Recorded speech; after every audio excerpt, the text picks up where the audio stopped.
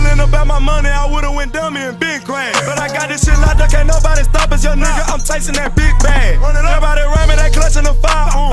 My younger day once, so I'm riding for him. He mugging, we up, and I hope that the. What it do? It's your boy OTC Ro, and welcome back to Rude Reviews, man. Welcome back to the channel. Make sure you like, share, comment, and subscribe. Roast, dislike, do the most, man. Hit the notification button so you know when your boy is uploading to the tube.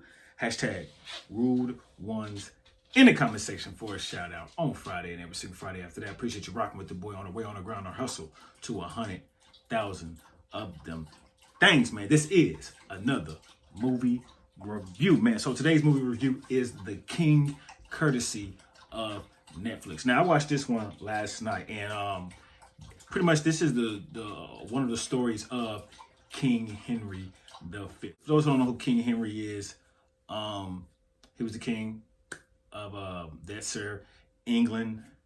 His father was King Henry IV, was really an asshole.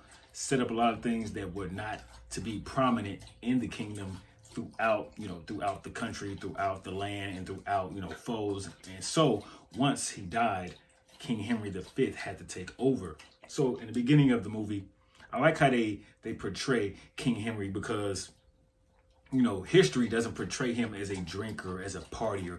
But in this movie, he's a partier.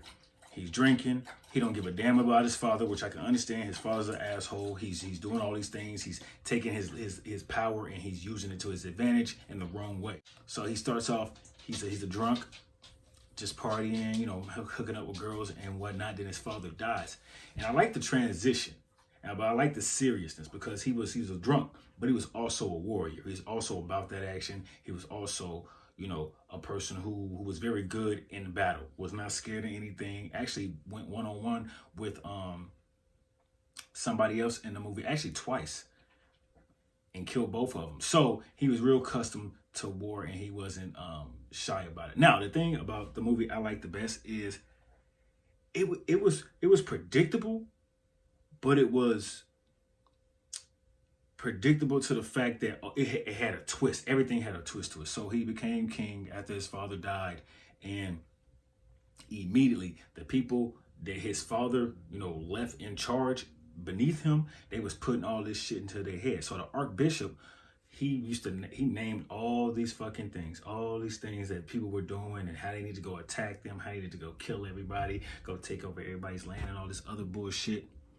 And simply King Henry V was like, yeah, man, that's not my lane. They're my father's enemies, besides France.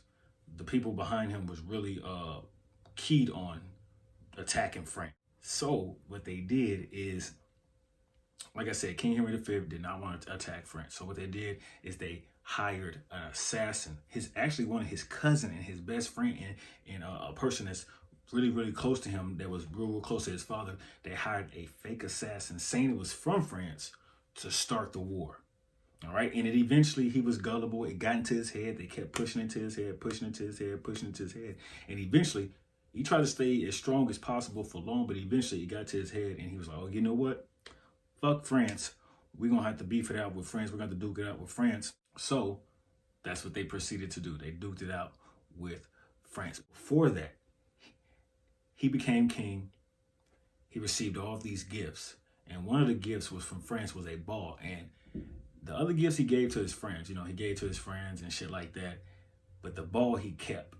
I don't know why. I got to watch it again, but it symbolized something, but I probably missed it. So if y'all catch it, and you just let me know in the comment section if you've seen it, or you're going to go watch it and you catch it, what the ball symbolizes. But he kept that gift. I don't know. I just feel like it symbolized something that I missed. Now, as for the acting was good. It was a little bit, cutscene in the beginning, but after that, it played into more longer roles, more longer scenes, and more elaborate scenes, and it elaborated more. You might have to watch with subtitles, because the language in this is big. They use a lot of big words. And it's the 15th century, so it's English. It's English, but it's English. It's not my English. It's the old English, like real life English, like back in the day, 15th century, like I'm saying. So acting was good. Yeah. So back to the premises of the movie. So they're beefing with France, and as he continues, he sees more holes in people's stories. And he's like, you know what? I'm gonna go get my homeboy who I trust, who I know is gonna have my back regardless. So he go gets his friend Sir John. That's his boy, Sir John. Now, Sir John is a warrior. He's ready for the action, but he doesn't fight if there's no meaning behind it. Which that's the one part I like about Sir John. He doesn't fight unless there's a meaning behind the war. So he's and you gotta think about it, this is the 15th century, right? These guys are bred, these guys trained since they were little boys on how to be in war, on how to protect the land, protect the palace, protect the kingdom, and stuff like that. So he's been, raised up to do this all his life. So he's a big guy, real big guy. He brings him in, oversees the guys under him, because he starts to not trust them as they go further and further and further to the war with France. So he brings him along. They go over to the land of France, and boom, immediately they come up with a plan. His plan. They come up with a plan.